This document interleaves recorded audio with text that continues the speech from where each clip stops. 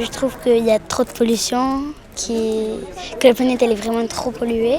Alicia n'est pas la seule Alésienne à regretter les gestes d'incivilité. Mais à la différence de beaucoup d'autres, elle a souhaité se mobiliser. Pour la deuxième semaine de la propreté, la municipalité d'Alès continue de s'appuyer sur les élus du conseil municipal des enfants pour faire passer les messages. Alors, la semaine de la propreté, on l'a mis en place pour sensibiliser les citoyens à la propreté. Ne pas jeter leurs déchets dans la rue, faire du recyclage, penser à la planète tout simplement. Les petits sont très réceptifs, ils sont attentifs à ce qu'on leur dit, posent des questions. Et l'avantage, c'est que quand ils rentrent, ils font l'éducation des parents. Ça, c'est bien.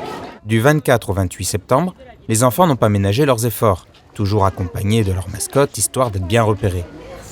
Entre la distribution de flyers en centre-ville et la sensibilisation dans les écoles, 2000 sacs poubelles de voitures ont aussi été distribués aux caisses de supermarchés. Les petits élus alésiens ont également dévoilé un de leurs projets dédiés à la propreté.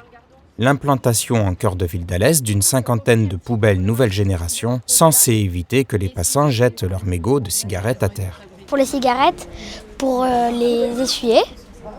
Après, on jette nos cigarettes dedans. Il y a ça qui protège de la pluie pour pas qu'il y ait de la pluie qui tombe dans les sacs et que les sacs tombent. 10 poubelles de ce genre sont spécialement placées devant les écoles d'Alès. C'est un projet qui leur tenait vraiment à cœur puisque ça a été initié lors du mandat précédent. Et cette année, ça a été repris par l'actuel conseil municipal des enfants.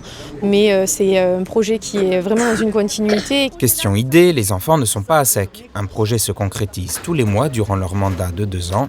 Bientôt, ils s'attaqueront au chewing-gum qui jonche les trottoirs. C'est promis.